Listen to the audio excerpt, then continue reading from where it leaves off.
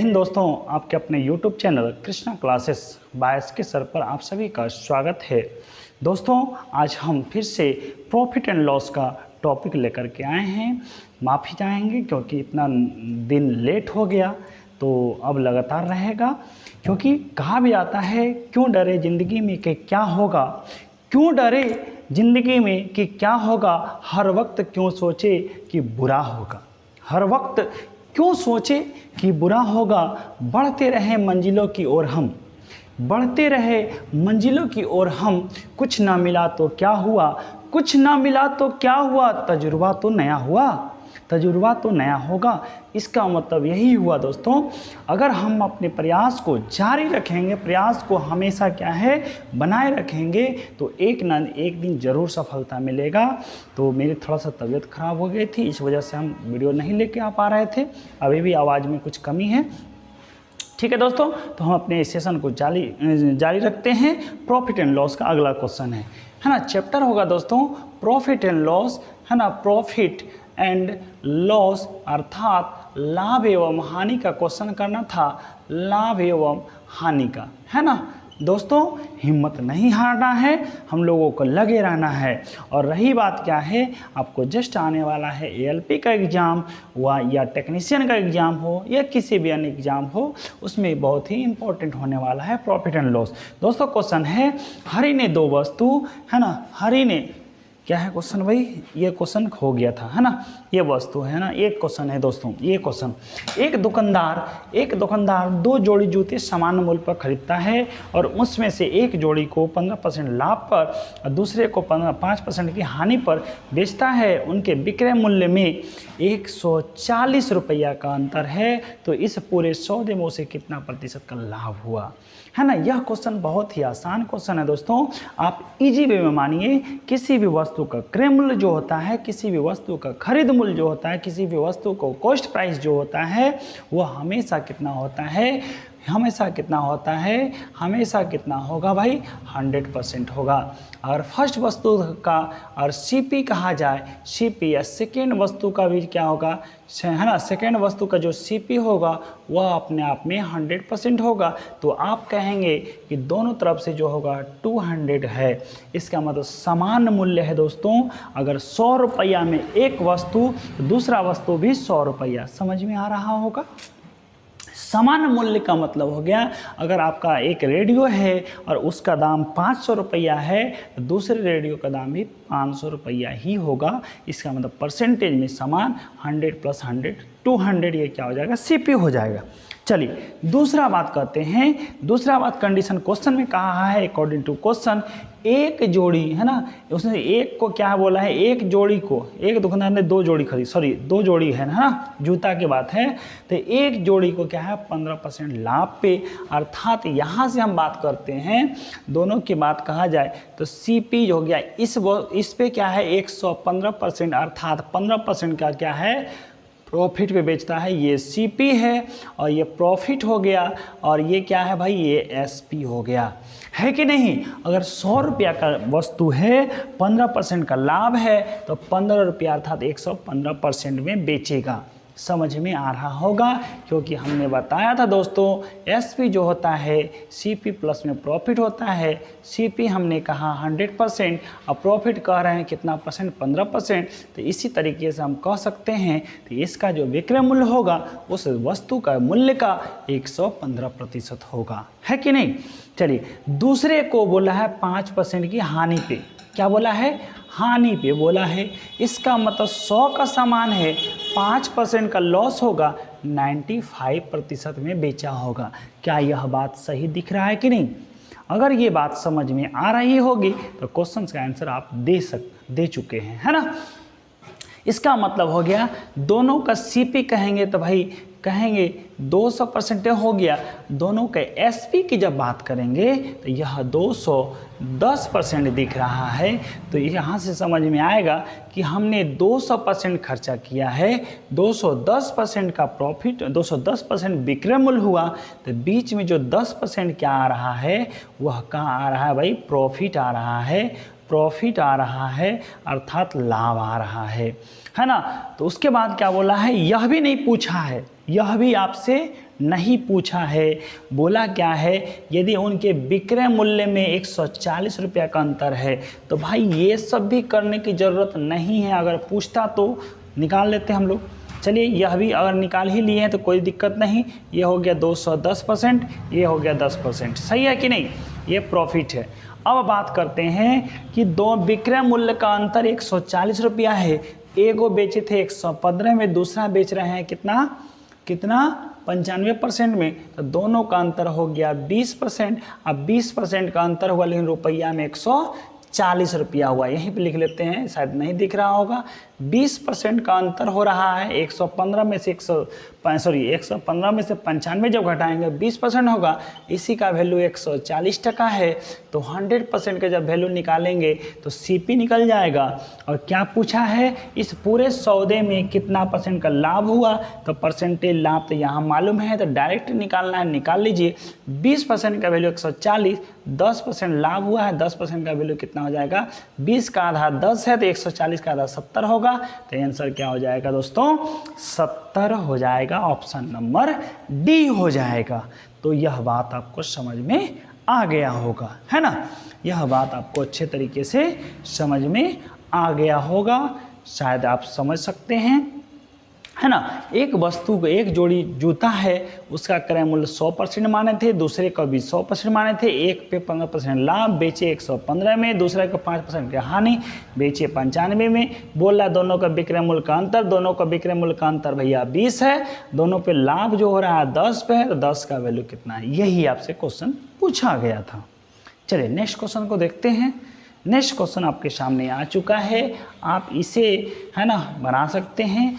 Question बोला है, question क्या बोला है आप देखेंगे, बोला है 6 कमीजों के अंकित मूल्य 8400 रुपया है, 12.5% की छूट है ना, 12.5% की छूट है।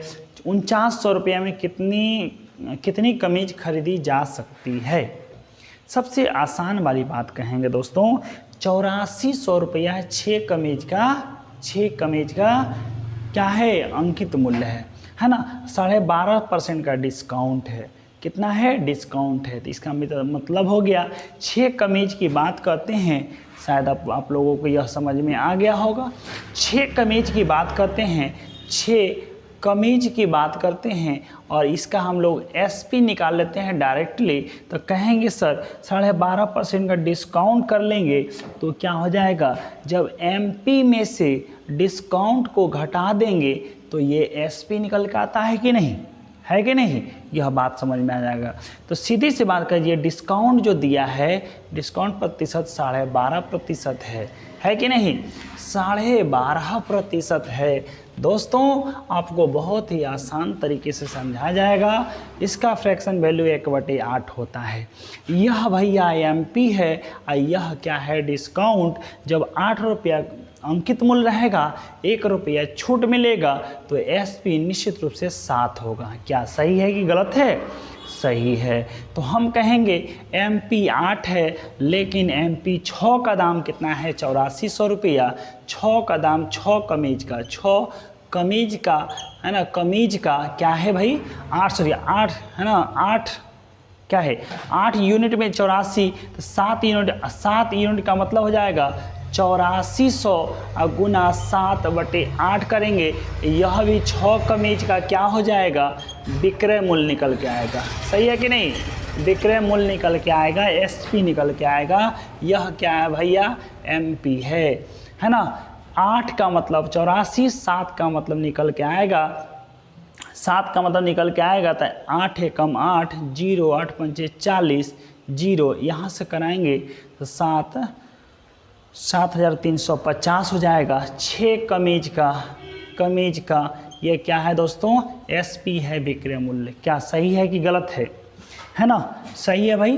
तो यहाँ से कहेंगे 8 अनुपात का वैल्यू दिया है 84, 7 अनुपात का निकल के आ गया, तो 7350 टका, लेकिन 6 कमीज का है, तो आपको यहाँ से बात बोला है 7,350 में 6 कमीज, तो 4900 रुपया में कितना कमीज। एक एक नियम से आपको यही क्वेश्चन पूछा है कि भाई हम 8900 रुपया, मेरे पैकेट में मात्र 4,900 रुपया ही है, तो हम कितना पैकेट कितना कमीज ला सकते हैं। 6 कमीज खरीदेंगे तो हमको इतना चाहिए, लेकिन मेरे पास इतना पैसा है नहीं। तो कितना पैसा है भाई, कितना पैसा है, तो आप 7350 रुपया में 6 कमीज, तो 4900 रुपया है। तो यहाँ कहेंगे एक कमीज का दाम 7350 बटे में 6 और गुना में 49, सॉरी उल्टा हो गया ना, ठीक है। कहेंगे 4900 है ना, 4900 गुना में 6 और बटे में 7350 हो जाएगा। सही है कि नहीं भाई, सही है ना। तो यहाँ से हम बात कर लेते हैं किससे कटने वाला है, किससे कटने वाला है, किससे कटने वाला है। 6 से कटेगा, 6 से 6 एकम 6, 6 दूना 12, 1, चलिए भाई 6 से कटाते हैं। 6 एकम 6, 6 दूना 12, 1 15, 6 दूना 12, 6 पंचे 30। सही है कि नहीं। अब यहाँ से करते हैं, यह 4 बार में कट जाएगा, इसका मतलब 4 कमीज आपको क्या है, खरीदा जाएगा 4900 रुपया में। ठीक है, आपको यहाँ से बात समझ में आ रहा होगा। हमने कहा MP मास प्राइस है, डिस्काउंट दिया है 12.5%, 12.5% का फ्रैक्शन वैल्यू कितना हो गया, 1/8, 8 रुपया में MP है, डिस्काउंट 1, तो विक्रय मूल्य क्या होगा, 7 होगा। इसका मतलब 8 हो गया MP, 8 का वैल्यू 8400, अर्थात 6 कमीज का अंकित मूल्य 8400, तो 6 कमीज का जो विक्रय मूल्य जो निकल के आ रहा है, विक्रय मूल्य जिसको SP के नाम से सूचित करेंगे, वह 7350 टका निकल के आ रहा है। 7350 में 6 कमीज, तो 4900 रुपये में कितना कमीज, तो 4 कमीज। यही मेरा आंसर हो जाएगा, यही आपका आंसर हो जाएगा। सही है भाई, यह बात समझ में आ रही है आप लोगों को। ठीक है, अब हम लोग क्या है, नेक्स्ट क्वेश्चन को देखते हैं। नेक्स्ट क्वेश्चन क्या है ना, किस तरीके का दूसरा क्वेश्चन पूछा है। चलो भैया, आ गया आपका क्वेश्चन, है ना। ये ध्यान देना है और हिम्मत नहीं हारना है, वक्त से लड़ना है। नेक्स्ट क्वेश्चन तो देखते हैं। कहा जाता है, वक्त से लड़कर जो नसीब बदल दे, इंसान वही जो अपनी तस्वीर बदल दे। कल क्या होगा कभी मत सोचो, कल क्या होगा कभी मत सोचो, क्या पता कल वक्त अपनी तस्वीर खुद बदल दे, तस्वीर खुद बदल दे। तो वक्त से लड़ना है, प्रयास करते जाना है, अपनी जो आपका एम है, अपने मुकाम को प्राप्त करना है। क्वेश्चन नंबर 51 आ गया है। एक वस्तु का अंकित मूल्य 850 रुपया है। यदि एक दुकानदार ने वस्तु पर 30% छूट देने के बाद उसे 15% की हानि पर बेचा, तो वस्तु का क्रय मूल्य क्या है। बस भैया, आपको 2 तरीके से हमने बताया था, है ना। तो अंकित मूल्य क्या है, अर्थात मास प्राइस क्या है। सबसे पहले कहेंगे अंकित मूल्य की बात कहा जाए तो MP है 850 रुपया। सही है। एक दुकानदार ने इस पर क्या है, दुकानदार ने वस्तु पर 30% की छूट देता है। इसका मतलब डिस्काउंट परसेंटेज बोला है 30%। 30%, तो आपको जो पैसा लेगा दुकानदार कितना लेने वाला है, 70%। तो SP कहेंगे, SP बराबर 850 का 70% भैया निकाल दो, वह आपका विक्रय मूल्य हो जाएगा, है ना। तो यहाँ से निकाले होंगे 850 का 70%, तो निकल के आ जाएगा यह 7 बचे 35 की 5 बाकी 3, 8 सत्ते 56 और 595 रुपया हो जाएगा। इस वस्तु का विक्रय मूल्य हो जाएगा, है ना, उस वस्तु का विक्रय मूल्य हो जाएगा। लेकिन कंडीशन यह कह रहा है कि भाई अगर हम 30% का छूट रखें ना, तो हमको क्या हो गया, 15% का लॉस लग गया। इसका मतलब क्रय मूल्य से कम में बेचा गया है कि नहीं। जब लॉस के केस में आपको पता होगा एसपी जो होता है 100% माइनस में लॉस होता है, अर्थात सीपी माइनस में लॉस होता है, यही बोला जाता है विक्रय मूल्य। तो भाई 595 में बेचे हो, इसका मतलब 100% माइनस में 15% की बात कहा जाए तो 85% हमको पैसा मिला है, क्रय मूल्य का, खरीद मूल्य का 85% मिला है, जो कि रुपया में 595 के बराबर है ना। तो यहाँ से कहेंगे 85% का वैल्यू 595 है, तो वस्तु का क्रय मूल्य क्या होगा, हमेशा क्रय मूल्य 100% होता है। यह बात की जानकारी आपको होनी चाहिए, है ना, यह बात की जानकारी आपको होनी चाहिए भाई। तो 595 गुना कहेंगे 100% बटे में 85%, यहाँ से कट जाएगा 85, यह 7 बार में कट जाएगा, है ना, क्योंकि 8 7 56, 7 5 35, 7 गुना 100 बराबर कहेंगे कि भाई इस वस्तु का जो क्रय मूल्य था, सीपी था, यह वस्तु का सीपी था, जो क्रय मूल्य था, कॉस्ट प्राइस जो था, खरीद मूल्य जो था, वह आपका 700 रुपया होगा। तो यह बातें आपको समझ में आ गया होगा, है ना, यह बातें आपको अच्छे से समझ में आ गया होगा। चलो, एक दुकानदार क्वेश्चन बोल रहा है, ध्यान दीजिएगा, देखते हैं नेक्स्ट क्वेश्चन को। एक दुकानदार ने 24 रुपये में 10 पेंसिल के मूल्य पर 100 पेंसिल बेची, 20% का लाभ अर्जित करने के लिए एक पेंसिल का क्रय मूल्य क्या है। तो हमें 100 पेंसिल से कोई मतलब ही नहीं है, तो हमें करना है भाई 10 पेंसिल खरीदे थे, है ना, पेंसिल क्या कर रहे हैं, पेंसिल पर बेचा है, तो भैया 10 पेंसिल का जो एसपी ने जो निकल के आया है 24 रुपया, तो एक पेंसिल का जो हो रहा है, एक पेंसिल का जो है एसपी, तो कितना हो जाएगा 24/10, 24/10, 2 रुपया 40 पैसा हो जाएगा, सही है कि नहीं। तो अब यहाँ से बात करेंगे, एक पेंसिल का विक्रय मूल्य कितना है, 2 रुपया 40 पैसा है, बोला है 20% का लाभ अर्जित करने के लिए एक पेंसिल का क्रय मूल्य ज्ञात करें। तो इसका मतलब हो गया भाई एक पेंसिल का, है ना, एक पेंसिल का जो एसपी हो रहा है 20% के लाभ के साथ 120%, और इसका वैल्यू 2 रुपया 40 पैसा है। तो उस वस्तु को जो खरीदे होंगे, जो सीपी हुआ होगा, 100% हुआ होगा, तो यहाँ से निकालेंगे 2 रुपया 40 पैसा गुना 100 बटे में 120%, तो परसेंटेज खत्म हो जाएगा, पॉइंट उड़ाए नीचे में 10 आ गया, 2 जीरो से 2 जीरो खत्म हो जाएगा, 12 से कटा होगा 2 बार, इसका मतलब 2 रुपया प्रति पेंसिल खरीदा होगा और 2 रुपया 40 पैसा के दर से बेचा होगा, तो 20% का लाभ हुआ है।